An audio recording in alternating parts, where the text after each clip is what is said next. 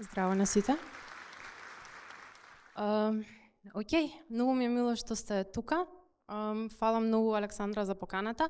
Јас имам трема, така да се надевам дека ќе ми помогнете и малку ќе направиме оваа интеракција, односно оваа презентација малце поинтерактивна, бидејќи нели пред се UI-то е интерактивно и е тоа првото нешто што корисникот го гледа кога ќе пушти својата апликација. Јас сум Ребека, инаку доаѓам од Велес и работам ремонт за Inkit, таму сум веќе 4,5 години.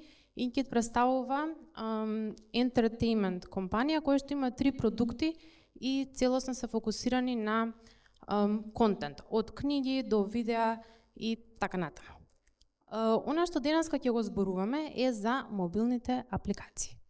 Значи ќе почнеме малку за структурата на екранот.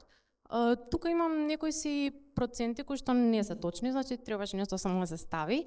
Целта ми е да кажам дека секој екран, односно секој дизајн е пред се структуриран од повеќе групи на принципи. Ги имаме сите оние нели дизајн принципи кои што пред се да речеме малку понекогаш знаат да бидат фицло, хиксло и така натаму. И истите се малку абстрактни и не знаеме каде да ги искористиме. Од друга страна ги имаме некои OS guidelines, тоа се guidelines за оперативни системи кои што ни кажуваат како нели треба сета таа апликација да функционира. Ајде наплус ако може. Морам да признам дека значи работам од Remote доста години, скоро 10 години. Имам многу трема да зборувам пред луѓе и сето тоа ми е малку така пострашно, но се надам дека ќе се опуштам и ќе можам почесто да го правам сето ова.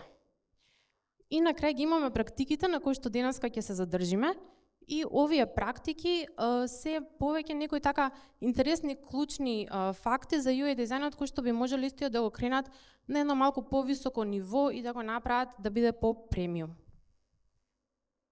Сега, би сакала ако може да направиме еден квиз.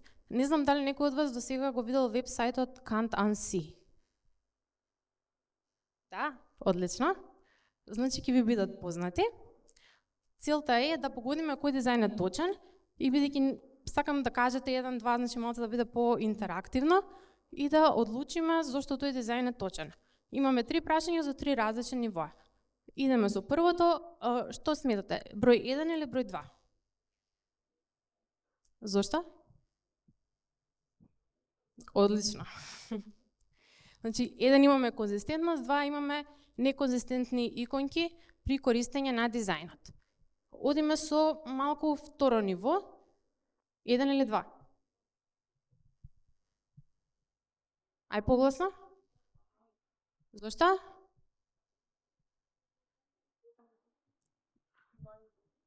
Одлично. Значи тука имаме конзистентност при користење на лабелите на копчињата, додека пак во другата страна во број 1, односно имаме неконзистентни лабели на самите копчиња.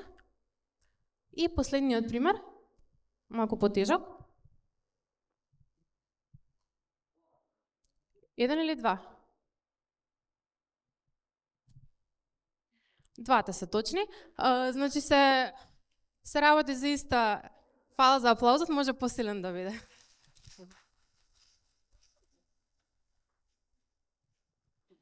Океј, супер, да преминеме на главното. Значи сега ќе зборуваме за словетите кои што јас сметам дека би биле едноставно, како што кажав претходно, ќе окренат вашиот дизајн на повисоко ниво, но исто така и ќе помогнат при полесно скенирање, односно како корисникот го перцепира вашиот дизајн. Еве да речеме дека помалиот екран дизајнираме апликација, релативно едноставна за регистрација на виртуелни евенти и нашиот менаџер ни кажува дека се окей, дизајнот ни се допаѓа, но треба да го направиме да биде малку поубав. Имаме еден продукт менаџер кој што буквално цело време вика I'm not convinced. Така да, ајде да речем да мислиме дека не се убедени со нашиот дизајн. Што можеме ние да направиме понатаму? Сега тука имам одлично се лоудираат. Ќе беше тешко доколку не се покажа. Ете така. Значи во овој прв дизајн можеме да забележиме дека нашето порамнување на самиот контент на дизајнот е различен. Зошто тоа не треба да биде така? Знаеме дека самото скенирање на корисникот, или како го скенира содржината на екранот, оди од озгора до доле и од лево до десно. Значи тоа треба да биде во форма на една буква F.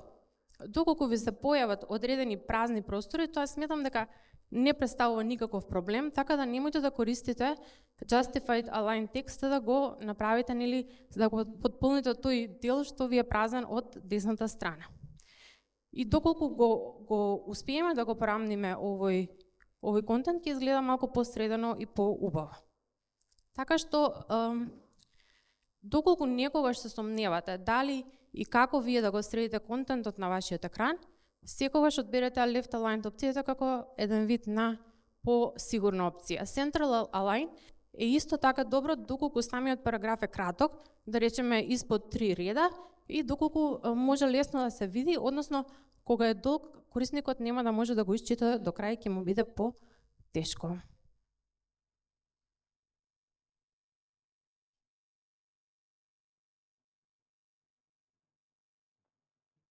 Одиме понатаму, но не оди понатаму. Помош од режија.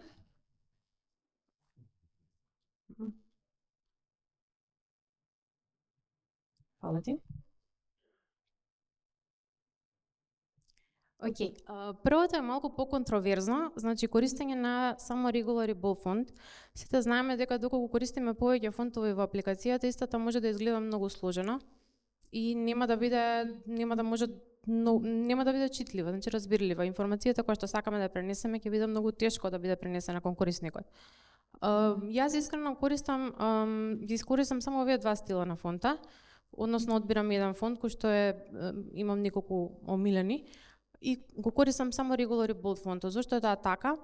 Бидејќи на тој начин ми се обезбедува некој посигурен избор измеѓу сите оние други опции кои што ги имам, нели се со цел да се создаде таа визуелна хиерархија на самиот контент што ни е во апликацијата. Исто така што е многу интересно е зголемување на line height-от кога се зголемува големината на текстот. Што значи тоа? Тоа значи дека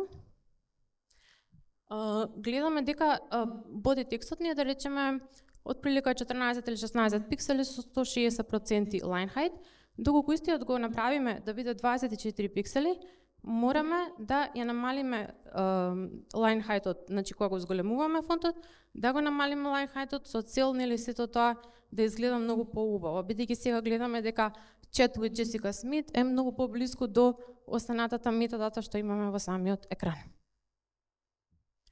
И еве како би изгледал, нели, доколку полека овој екран почнуваме да го правиме да изгледа по-добар.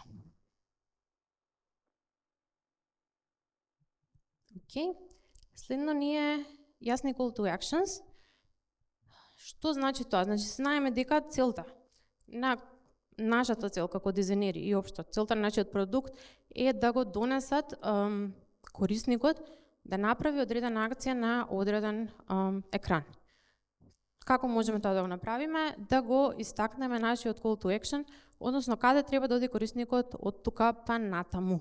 Тоа се прави со менување на боја, со зголемување на тој елемент, односно call to action-от, или пак исто така можеме да го направиме доколку го намалиме нагласувањето на друг елемент.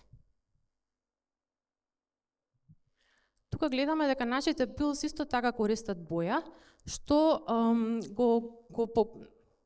го погаѓа фактот дека можеме овој елемент да го намалиме и да додадеме еден CTA со цел, нели, да ни биде главниот елемент во овој екран. И на крај имам Navigation Awareness, кој што го нема баш во овој пример. Може да биде долека и табовите каде што сега баш и не се многу видливи, но сепак сметам дека без разлика нели каде се наоѓа корисникот, мора да знае на кој екран се наоѓа со тоа што треба да се додаде одредена лабела или пак да знае од каде е точно дојден. Тоа значи во овој конкретен случај, например, доле имаме табови, similar events, и тој знае дека понатаму може да очекува да види евенти слични на овој. Малку за фотографиите. Фотографиите според мене представуваат еден вид на начин кој што ние можеме да го хакираме самиот дизајн, нели доколку ние сме тие кои што можеме да ги поставиме фотографиите, бидејќи имаме таа слобода да одбереме нешто што изгледа поубаво и поприродно, нели доколку не одбереме некој лош сток имидж. И кога се додаваат фотографии, многу е добро истите да не бидат во центарот, односно фокусот да не биде во центарот на сликата. Зошто е тоа така? Бидејќи сакаме да самата фотографија изгледа малку подинамично и поприродно. Така да секогаш може да биде во горниот лев и десен агол или долниот исто така, нели се разбира во зависност од тоа што ние прикажуваме на таа фотографија. Следно нешто е избегнување на целосно црна боја. Црната боја има нула контраст на јачина на светлина и доколку истата ја искомбинираме со бел текст, изгледа многу лошо за човековото око и многу тешко може да ги искенира информациите што се таму и поради тој факт треба истата да ја намалиме. Значи не мора да биде темно сина или темно лилјакова, може исто така да биде црна, но малку онака да го покачиме во колор пикерот, односно да ја омекнеме тој голем контраст што го имаме. Истото можеме да го направиме и со буквите. Она што е доста, барем за мене интересно, да не се користи цив текст на обојна површина, бидејќи не изгледа доста добра. Секогаш кога имаме одредени обојни површини, како што ни се овие пилс овде на овој екран, истите можеме да ги подобриме, односно да им ја подобриме нивната визуелна презентација преку одбирање на друга боја. И сега ова би било како би изгледал екранот доколку ги направиме сите овие работи. И би сакала да спомнам само малку за accessibility, дека како принцип сметам дека треба да се знае од почетокот на дизајнирањето, а не на крајот, бидејќи пред се нашата апликација треба да биде достапна за буквално сите без разлика, нели доколку некои луѓе имаат оштетување на видеото не може да прочитаат и ред други попречености. Визуелната хиерархија која што можеме да постигнеме во екранот може да се направи со зголемување на елементите, со менување на нивната боја и со менување на нивната позиција. Значи по дефолт значи дека она што ни е битно нас во овој случај сметаме дека тоа е нашиот текст, нашата цена, односно цената на евент, CTA-то. И истото можеме да му направиме еден вид, да го истакнеме неговото значење, доколку го качиме погоре на екранот и доколку ги зголемиме нивните димензии. Истите елементи и иконки, тоа веќе го кажавме, и нагласување на најбитните информации. И еве како би изгледал овој екран, доколку ги направиме сите овие мали работи. И на крај, добре, малите детали се важни, што значи тоа дека секогаш на крај е потребно да внесете еден вид на свој печат, односно кој е вашиот стил додека го дизајнирате продуктот. Какви се бојата на линиите, тука имам спомнато, бидејќи често гледам како одредени дизајни користат многу подебели дивајдери и сето тоа изгледа многу полошо за око. Значи многу е подобро кога е суптилно, значи поголемиот дел од екранот значи да биде посуптилен, со цел нашите битни информации кои што сакаме да му ги кажеме на корисникот да бидат понагласени. И едноставно не значи минималистичко, односно секогаш треба да се тргаат информациите кои што не ни се потребни, но не до оној степен каде што корисникот би бил изгубен во интерфејсот и не би знал што понатаму. Односно на таб-баровите надоле имаме нели лабели и најчесто дизајнерите знаат да ги тргнат со цел да сето тоа изгледа по-минималистичко.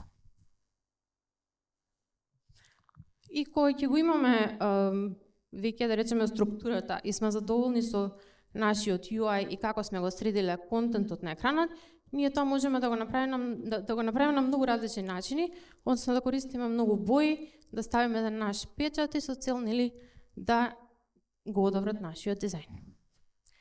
И фала многу.